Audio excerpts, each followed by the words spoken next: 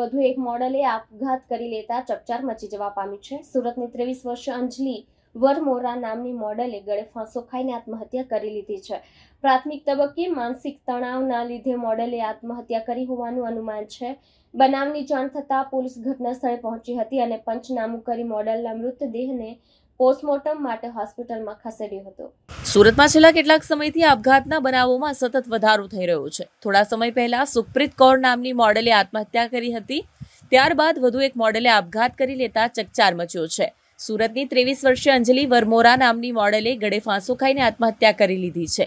પ્રાથમિક તબક્કે માનસિક તણાવના લીધે મોડલે આત્મહત્યા કરી હોવાનું અનુમાન છે।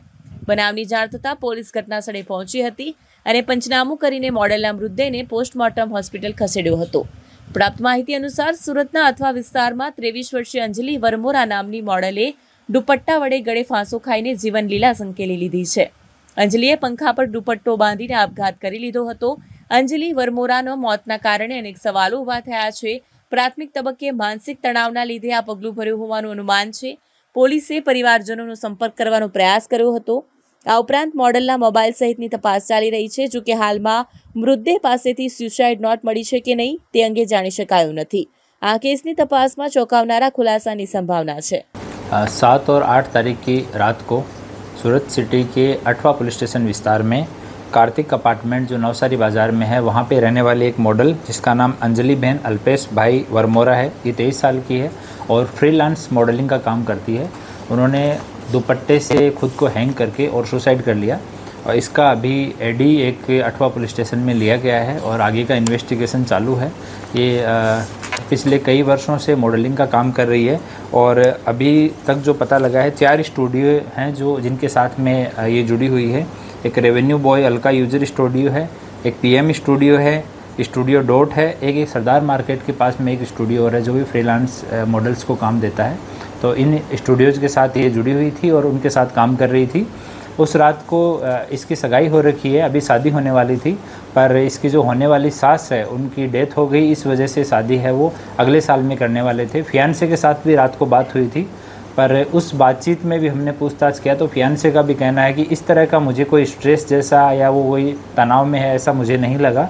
और उसने मुझे बुलाया ज़रूर था कि मुझे मिलना है, घर आ जाओ, पर वो अपनी उसकी दुकान है, लारी गल्ला है, एक गल्ला है चाय का और दूसरी चीज़ों का, उस पर बैठा था तो वो छोड़ के नहीं जा पाया। पर उसको इस चीज़ का आइडिया नहीं था कि ये इतनी तनाव में हो सकती है या सुसाइड जैसा कदम उठा सकती है।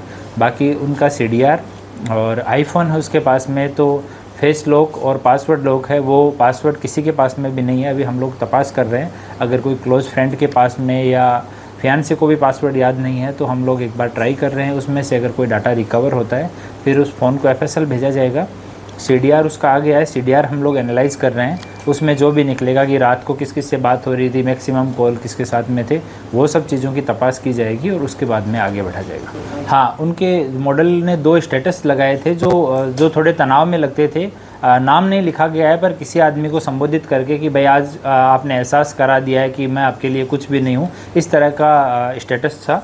तो अभी एक बार उनको पता करते हैं, CDR देखेंगे, IPDR देखेंगे तो पता लगेगा कि लास्ट में किससे बात हुई थी, किससे बात करने का प्रयास किया गया था, मैक्सिमम किसके टच में थी। जितने लोग टच में हैं अभी उनके साथ की 4-5 मॉडल और हैं, उनको भी हमने बुलाया है उनका स्टेटमेंट लेने के लिए। साथ में जो मेकअप आर्टिस्ट, कैमरामैन ये हैं उनको भी आइडेंटिफाई किया गया है, उनको भी हम लोग बुला रहे हैं स्टेटमेंट के लिए। तो सब एंगल पे हम लोग तपास करेंगे। उनका फाइनेंशियल स्टेटमेंट पे हम लोग तपास कर रहे हैं कि कहीं कोई फाइनेंशियल तनाव की वजह से ऐसा कदम उठा ले। सारी चीज़ों पे हम लोग काम कर रहे हैं। जैसे कुछ अपडेट होगा आपको दोबारा से बुला के अपडेट करेंगे। और अभी CDR और IPDR पे अभी हम लोग काम कर रहे हैं और मोबाइल को FSL आज भेज रहे हैं। अगर उससे कुछ डाटा जितना जल्दी रिकवर होता है तो उसकी भी मदद ली जाएगी।